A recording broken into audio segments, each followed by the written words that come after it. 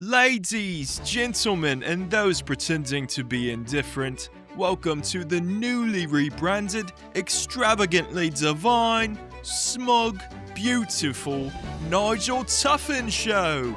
Thank you, very great. Yes, okay, shut up. Yes, the rumors are true. The spotlight doesn't just shine, it explodes out of me like 1,000 suns. And tonight, buckle up, my gorgeous listeners, welcome, because I'm about to address the greatest scandal in British history. Because this is bigger than Princess Diana, bigger than the Spice Girls breaking up, bigger than Piers Morgan existing. I am, of course, talking about Hugh bloody Grant. I know. Buckle up. Yes, Hugh, the floppy-haired, bumbling, blinking buffoon you all know from Notting Hill and Love Actually. And tonight, the truth comes out. Hugh Grant stole my career. And I want to talk about it. Alright, let's get started. It was 1993. I was a rising star, Britain's golden boy, fresh off my smash hit show, Nigel Tuffin's Magical Treehouse. Then I hear about a casting call, a rom-com about weddings, 4 of them, and a funeral thrown in for banter. I auditioned. I nailed it. The director wept. He said, "Nigel, you are the future of charming English awkwardness." But then Hugh walked in with his posh fringe and his stuttery, yes. Suddenly, I'm out, Hugh's in. Next thing you know, he's shagging Julia Roberts on screen. And I'm doing adverts for Discount Crisps. Now, some of you, of course, are skeptics, probably Americans, are saying, "Nigel, maybe Hugh was just better." Rubbish. Absolute bollocks. Allow me to present the evidence now. Exhibit A. A blurry Tesco CCTV photo where Hugh is clearly following me down the biscuit aisle. Coincidence? I think not. And now moving on to Exhibit B. A love letter I once received from Julia herself, which mysteriously went missing, only to resurface years later with 2 Hughes scribbled over my name in biro. Tragic forgery. Exhibit C. A VHS tape of Notting Hill where, if you squint very hard, you can see me reflected in a shop window. Because I was outside begging for work, of course. Rom-coms are not acting. Rom-coms are wearing tweed, stuttering like you've forgotten your shopping list, and somehow getting with models. I did it first. My entire 1996 Christmas special was me bumping into women, dropping quills, and muttering, "Oh gosh, that was my move. Hugh stole it. And the quill." For our first sponsor of this episode, I will have my cousin Oliver step in to read this for us. Please be nice, he is not very bright. This episode of the Spotlight Nigel Tuffin Show is brought to you by Nigel Tuffin's Masterclass in Acting. Learn the 3 essential skills of British stardom. Number 1, squint. Number 2, pout. Number 3, look confused while holding a sandwich. Enroll now and I'll personally send you a signed cucumber. Alright, that's enough. Get out of here. Yes, you, get out!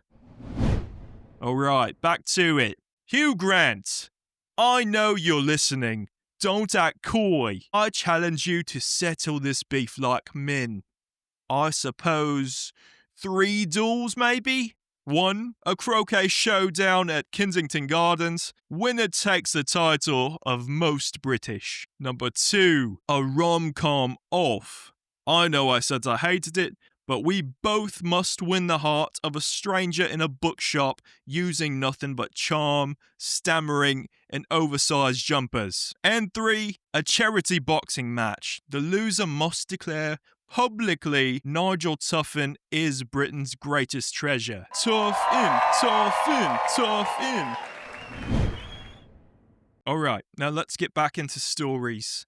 Once upon a time, I was offered the role of Mark Darcy in Bridget Jones' Diary. True story, but I turned it down because the catering was awful. Frankly, I don't do puff pastries. Then what happens? Hugh Grant steps in once again, batting his eyelashes, and suddenly he's everyone's favourite sleazeball. That was supposed to be me. I perfected the sleazeball look at age 12. And for our next sponsor, this episode is brought to you by Eau de Ego. Nigel Tuffin's signature fragrance. 1 spritz smells like gin, velvet jacket, and deep resentment. Wear it, and people will say, "Is that Nigel Tuffin?" The answer is yes. Always yes.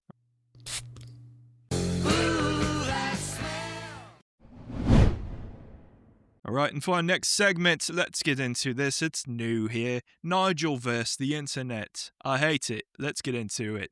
Here's a tweet from @romcomfan. Hugh Grant is a national treasure. Nigel is just jealous.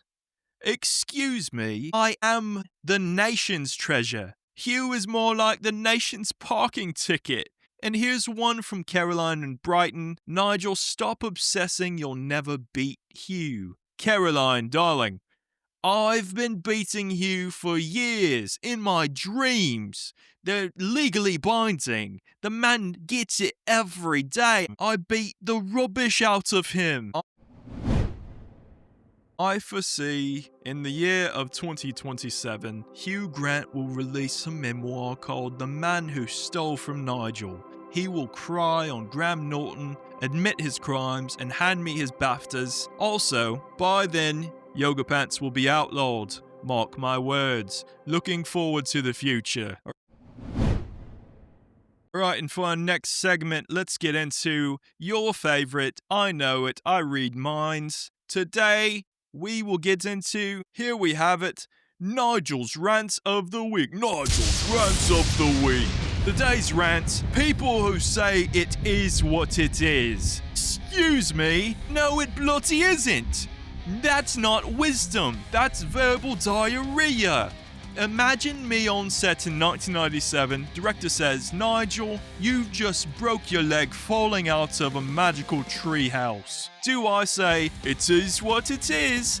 No, I say, get me a gin and a cast for my leg. Make it in gold, because I'm Nigel Tuffin and I do not suffer mediocrity. Alright, thank you. Alright, and now we'll have Nigel's cultural hot take. We're making up segments as we go. We gotta stretch it out. Alright, America has Thanksgiving. We know this. Lovely tradition, lots of food, everyone pretends to like each other. Britain, meanwhile, has Tuesday, and we still make it better. You've got pumpkin pie, we've got trifle, you've got parades, we've got passive aggression. Who's the real winner? Exactly. Today's show is brought to you by Nigel's Premium Anti-Aging Moisturiser, made with real tears from child actors who also never made it, and just a hint of Marmite. Rub it in your face and look 20 years younger, or at least smell like a British pub on karaoke night. Available exclusively at Poundland. Thank you. Now, I revisited America recently. Never again. Unless they offer me one of those lucrative movie contracts. I asked for a small coffee, and they handed me a bucket. I asked for directions, and they handed me a gun. And the people, lovely, but too positive. I asked an American, "How are you?" And they said, "I'm amazing." No one is amazing. The best answer is not dead yet. Alright, that's enough. Wrapping it up. The police are currently towing my car. Hugh, if you're listening, and I know you are because my voice haunts you, just admit it. Admit you nicked my career, my haircut, possibly my destiny. Until then, this feud lives on. Listeners, remember this. In every rom-com, there's a winner and a bumbling fool. And I, Nigel Tuffin, am always the winner. This has been the Nigel Tuffin Show. Subscribe, share, do all those things, talk about it, and send me fan mail written on scented stationery. And Hugh Grant, call me, you coward. Let's settle this like men. Adios, peace, love ya if I know ya, see ya, bye. Alright, that's enough. Okay, shut up. Alright, okay, bye.